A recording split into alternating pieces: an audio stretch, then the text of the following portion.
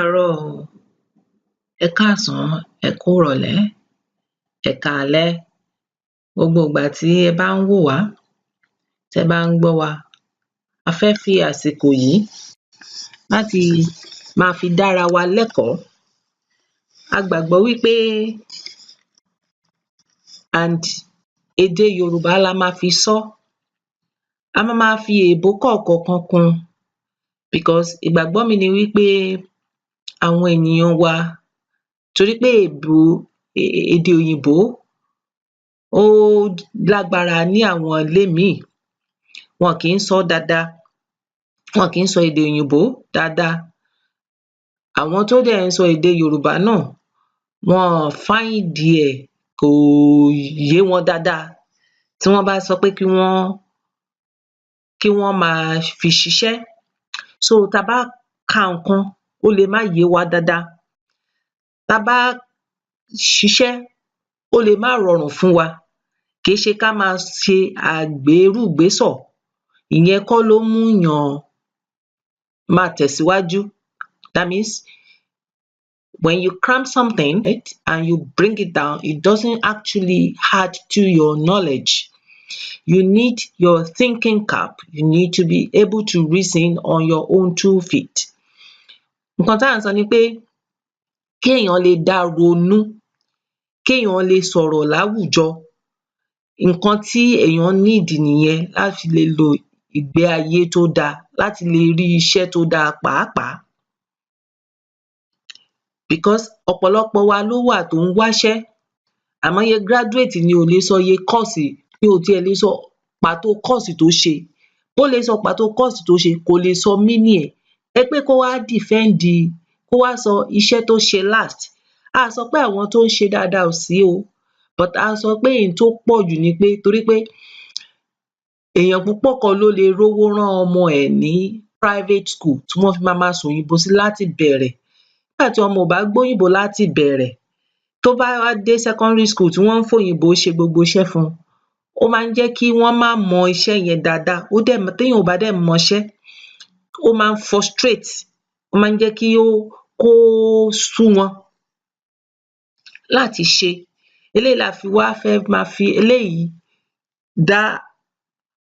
ṣe ìrànlọ́wọ́ fún àwọn ènìyàn wa, fún àwọn ọmọ wa, fún àwọn àbúrò wa, fún àwọn ẹ̀gbọ́n wa, tó máa fi yé wọn dáadáa.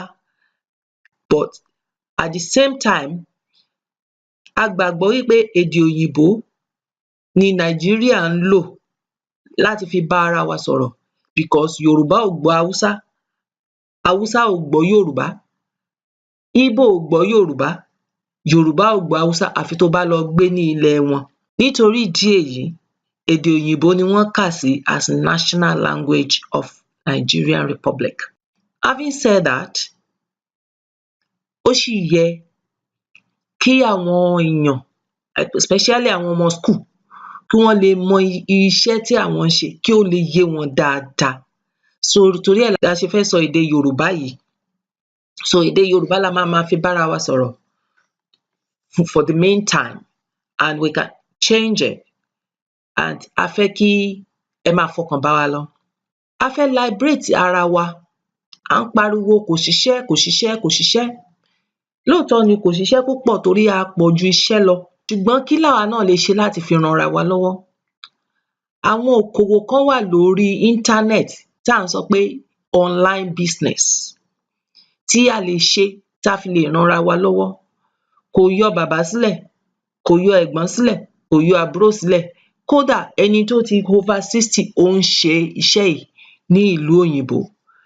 Internet lè wá jẹ́ problem fún wa láti rí, ṣùgbọ́n a mọ̀ pé ọ̀pọ̀lọpọ̀ tó ní internet yìí, wọ́n ń lo credit wọn síbi tí kò ti lè profit wọn dáadáa láti pé kéèyàn lè dá dúró, kó lè rọ́wọ́ mú lọ sẹ́nu. A wá wò ó pé tá bá kọ́ wọn, tá bá fi ọ̀nà béèyàn ṣe ń ṣiṣẹ́ lórí internet, kò ń ṣe yahoo o, àwa ò ń ṣe yahoo o, à ń ṣe yahoo yahoo, a kì í hack account aláccount o. Ṣùgbọ́n a máa fi hàn yín kí ni àwọn akẹgbẹ́ yín ń ṣe ní ìlú òyìnbó tó dẹ̀ ń fún wọn lówó. Báwo nìwọ náà ṣe lè ṣe Ṣé talent lo ní ni ló fẹ́ gbé sórí afẹ́fẹ́? Tí ò bá ṣe talent, ṣé ọjà lo fẹ́ tà tó fẹ́ gbé sórí afẹ́fẹ́? Tí ò bá ṣọjà tó fẹ́ tà, o lè bá àwọn ará ìlú òyìnbó dòwò pọ̀ láì dẹ̀ jẹ́ wí pé o gbá wọn. O lè ṣiṣẹ́ fún àwọn ará ìlú òyìnbó láì dẹ̀ jẹ́ wí pé o gbá wọn. Wọ́n dẹ̀ máa employ ẹ. Wà á go through, a máa sọ àwọn ibi tẹ máa go through, tẹ máa lọ register sí, tí ẹ sì máa bá wọn ṣiṣẹ́ tí wọ́n bá fẹ́ ṣe. Tẹ bá ṣe competent sí la ṣe ní ká fi eléyìí hàn yín. Pàápàá àwọn ọmọ school, pàápàá àwọn tó ti jáde. Graduate need láti lè fọwọ́ di nǹkan mú. Gbogbo ẹ̀ náà kọ́ ni ká fi máa ru omi káàkiri ojú títì. That is physical product. Physical product sometimes is not that productive. Owó oúnjẹ lèèyàn máa rí. But téèyàn bá ṣe iṣẹ́ tó jẹ́ pé online, ó demand kó wà lórí íńtánẹ́ẹ̀tì. Ìgbà míì tí wọ́n bá múná lọ, àwọn tẹ́ ẹ̀ ń bá ṣiṣẹ́ yìí máa provide fún yín. Ṣùgbọ́n wọ́n máa mọ bí ẹ ṣe ń ṣiṣẹ́ yìí sí.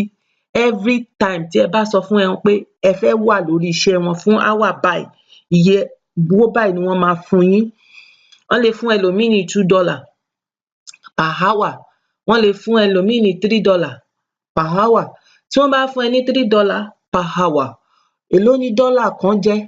300 naira. Tó bá gba 300 naira per hour, tó dẹ̀ gba 1,000 in 3 hours. Tó bá ṣiṣẹ́ 8 hours, tó bá gba 900 in 1 hour. Tó bá wá ṣiṣẹ́ 8 hour, 3 times 8, that is 24. Tó bá ṣé tó gba $24, ìwọ náà multiply ẹ̀ by 3. Ó máa sọ iye tó jẹ́ fún ẹ. Níbi mo ti wà yìí, mò ń fi hàn yín bí ẹ ṣe lè lo multiply by 300. Ó máa fún yín ní 7,200 lójúmọ́. Ó ju iye tí ẹ máa rí tẹ bá lọ ṣe iṣẹ́ driver lọ. Ó ju iye tí ẹ máa rí tẹ bá lọ dúró lórí títì lọ.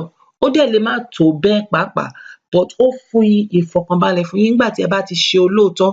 Orúkọ wa ti bàjẹ́ káàkiri o. Wọ́n gbàgbọ́ wí pé Nàìjíríà, nǹkan tí wọ́n lè ṣe ni pé kí wọ́n ṣe yahoo, kí wọ́n lo orúkọ olórúkọ, but gbogbo wa náà kọ́ là ń lo orúkọ olórúkọ. Àwa tá a wà níbi tá a wà, a ò lo orúkọ olórúkọ.